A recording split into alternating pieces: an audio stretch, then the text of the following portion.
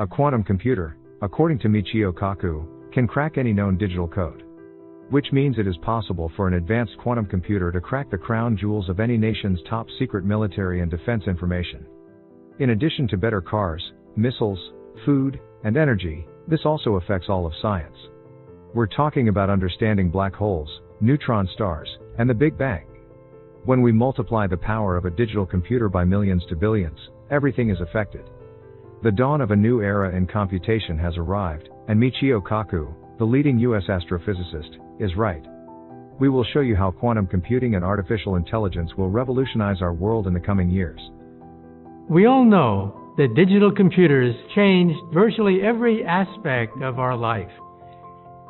Well, the arrival of quantum computers could be even more historic than that. We're now in the initial stages of the next revolution. We're talking about a new generation of computers, the ultimate computer, a computer that computes on atoms, the ultimate constituents of matter itself.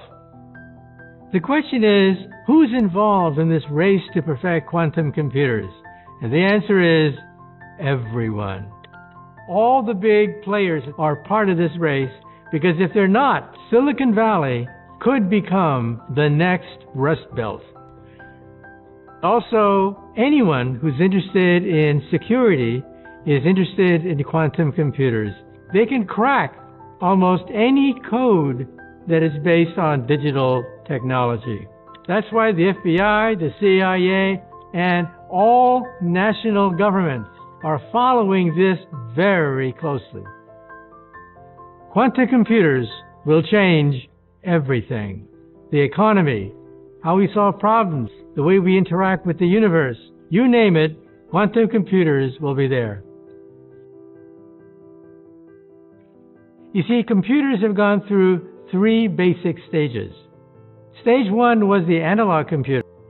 Then World War II comes along. Babbage's machine is simply too primitive to break the German code, so the job was given to mathematicians like Alan Turing.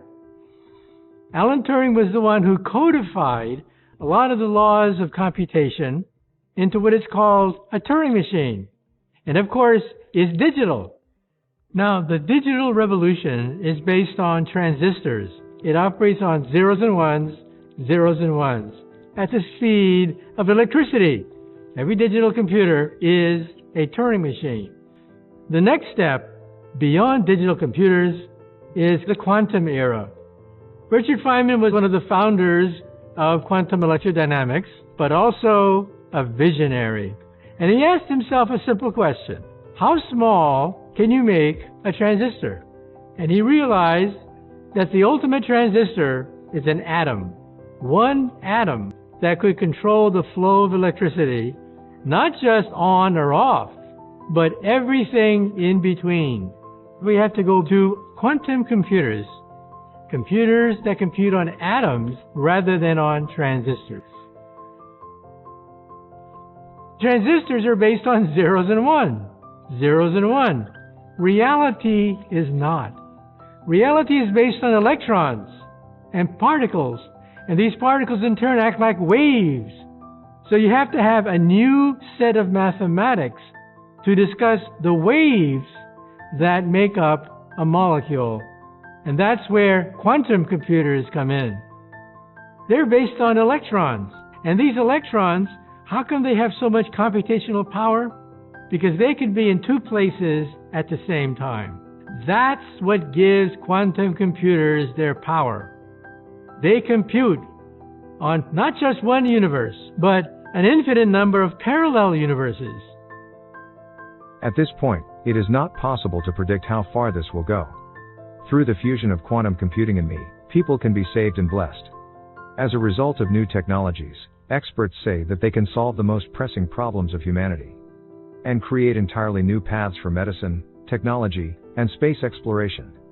It may not take much more than a push of a button to solve the universe's great mysteries. So how much faster is a quantum computer over a digital computer? In principle, infinitely faster. When we talk about digital computers, we can measure their power in terms of bits. For example, spin up spin down, zeros and one, would constitute 1 bit. For a large digital computer, we're now talking about billions of bits that are modeled by transistors. Except now quantum computers talk not just about spin up or spin down, but everything in between. That's called a qubit. 1 qubit represents all the possibilities of an object spinning between up and down. Thousands of qubits can now be modeled with the latest generation of quantum computers. Eventually, we hope to hit 1 million.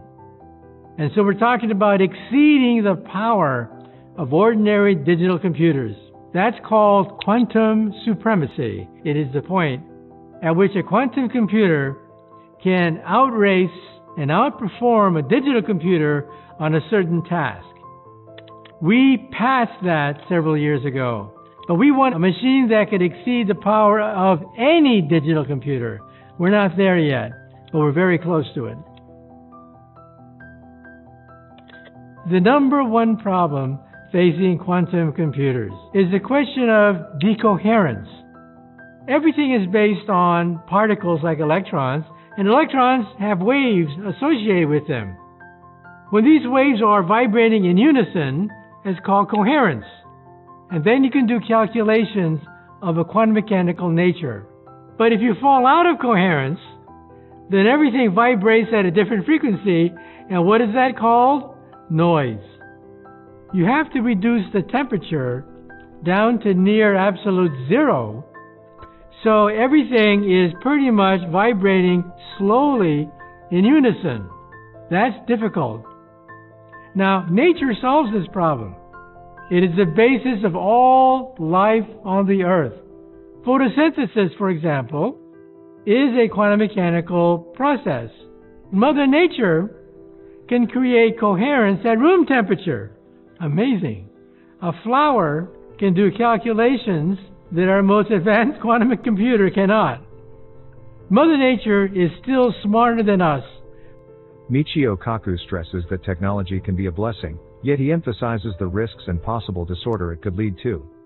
However, before we touch upon this more daunting topic, let us switch to something else. Quantum computing could also be used to talk to alien civilizations should they exist and are linked through quantum networks. Kaku conjectures that life exists in space, and if that is so, they would have progressed far beyond us when it comes to utilizing quantum computing, enabling them to conduct calculations at velocities beyond our capabilities. It is very likely that this knowledge and capability can be used to harness the immense powers of quantum. Remember, quantum particles are light units and the building blocks of creation. With Dyson spheres, you can tap into the power of stars and actively participate in creation. Quanta are the mediators and door openers of the multiverse, wormholes, and other worlds if they hold all potential at once. Using quantum computers, we can traverse wormholes and warp drives, and even ask about multiple universes. So let's face it, there are hurdles affecting the growth of quantum computers, but they pale in comparison to the benefits that may be unleashed by quantum computers. We're talking about opening the floodgates. Take a look, for example, of food supply. The green revolution that allows us to feed the population of the world is slowly coming to an end. We're trying to use quantum computers to unlock the secret of how to make fertilizer from nitrogen. Take a look at energy. Quantum computers may be able to create fusion power by stabilizing the superhot hydrogen inside a fusion reactor. And take a look at medicine. You realize that life is based on molecules. Molecules that can create Alzheimer's disease, Parkinson's disease, cancer. These diseases are beyond the reach of digital computers. But hey, this is what quantum computers do. We'll be able to model diseases at the molecular level. And that's why we hope to cure the incurable using quantum computers. We're talking about turning medicine upside down. My personal hope for quantum computers is that we'll be able to create a theory of the entire universe. The theory that eluded Einstein, the theory that would explain black holes and supernovas and galactic evolution, But the equations are so complex that no one has been able to solve them. Perhaps they'll be solved in the memory of a quantum computer. What would mean for our reality? Everything from knowledge, perfection, and a quantum leap in space travel is possible. Better and safer. AI and quantum computers will control traffic autonomously, track human DNA, and help develop omnipotent cures for free. Suddenly, spaceships could travel faster than light, so we could finally see the world around us. The question of what a black hole really is, whether it's a wormhole or what lies on the other side, can certainly be solved in the future by quantum computers under the direction of an appropriate AI. This could lead to a full revolution of our civilization, potentially resolving our energy issues and even climate change. Therefore, from this viewpoint, the quantum computer appears to be humanity's salvation from its countless difficulties and inadequacies. In addition, Michio Kaku believes quantum computing will bring us into contact with other species in space. These activities are perceived by other highly engineered species who operate in parallel universes. As a result, we leave a sign in the quantum net with our activities that other living beings can read. It is possible that we are not in contact with other species yet for a number of reasons. Quantum may be too far away for other civilizations to have noticed us. However, quantum computing can help us draw attention to ourselves because space and time do not hinder quanta. It is likely that other civilizations have attempted to communicate via a quantum level, but we have not managed to decipher these messages yet, no matter how small they are. Despite all this, there is no doubt that the quantum computer is coming. It will not just be a milestone in human history like the smartphone. Until now, we have only seen a future portrayed in science fiction movies. The new computers represent a quantum leap forward. How do you envision the new, better world of quantum computers? What dangers do you see?